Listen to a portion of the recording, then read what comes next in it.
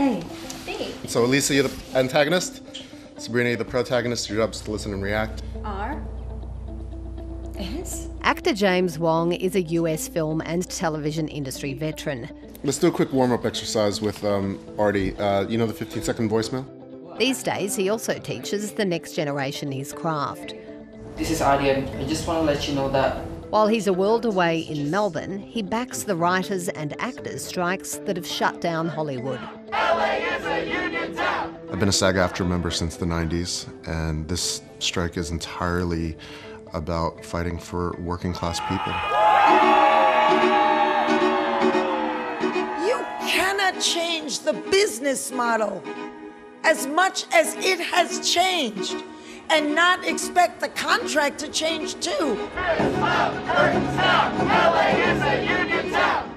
Last month in the US, 160,000 members of the Screen Actors Guild and American Federation of Television and Radio Artists joined the Writers Guild of America in walking off the job after pay negotiations with the Alliance of Motion Picture and Television Producers broke down. LA is a union town. So the jig is up, AMPTP. We stand tall. You have to wake up and smell the coffee. It's the biggest strike to hit Hollywood in 43 years, with no end in sight. Concerns about the use of artificial intelligence loom large. They propose that our background performers should be able to be scanned, get paid for 1 day's pay, and their companies should own that scan, their image, their likeness, and should be able to use it for the rest of eternity. Unions in the US and Australia are concerned about the dominance of motion picture studios and streaming platforms, which have changed the way we watch TV and films. They are earning billions of dollars from our want as audiences to see these stories, but they're not sharing those profits. And so that's what these fights are about. Is that true, Petty Officer Wong? The only thing I am guilty of here is manslaughter. People in the film and TV industry like James Wong may not be household names. Sir?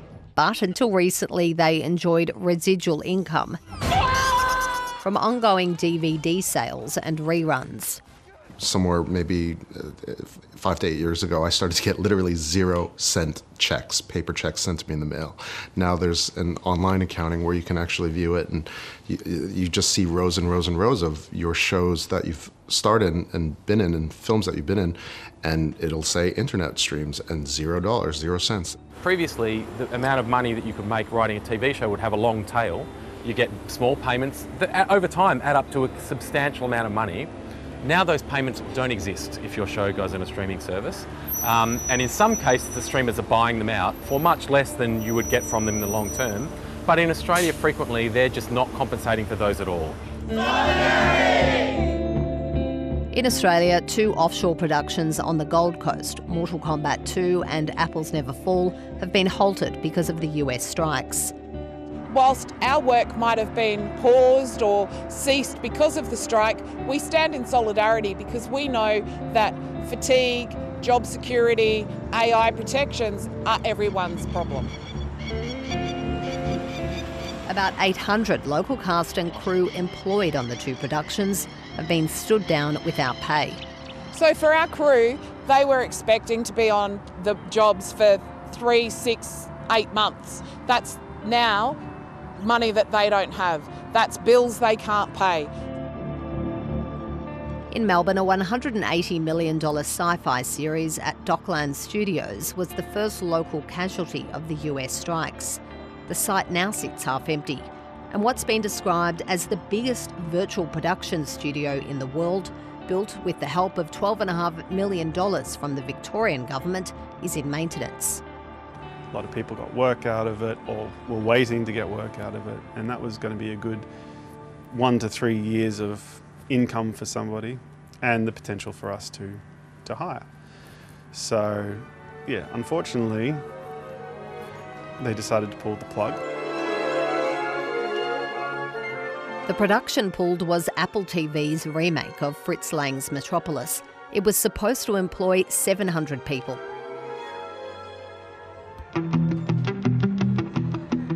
it's not just those who were to be directly employed by Metropolis left in the lurch. I think more laboratory stuff. This Melbourne prop shop is one of the many supply chain side businesses that also stood to make big money.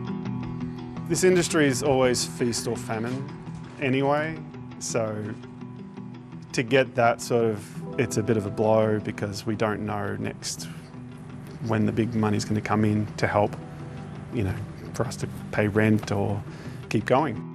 Federal and state governments have spent billions in tax rebates and cash subsidies to lure big budget movies to Australia over the past 15 years. People don't watch Australian TV. And you talk to people, they're like, I'm watching all these American streaming shows, I'm watching British streaming shows, and the audience doesn't realise it's because it's underfunded. They just think we're not as good. Peter Matesi is a board member of the Australian Writers Guild, which backs local content quotas for streamers of at least 20%. They don't have to make any Australian content at all. They make some. How much? Not that much. And if we base our industry around solely around attracting huge international productions, then as soon as the Czech Republic is cheaper, or Mexico is cheaper, or Belgium is cheaper, they'll go there. So what we need to do is ensure that we are continuing to produce our own content.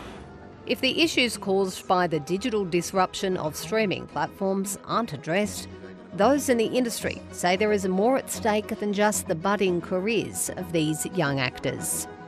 Without getting too romantic about it, stories, for time immemorial, stories have been told to help people understand the world and understand why we are the way we are.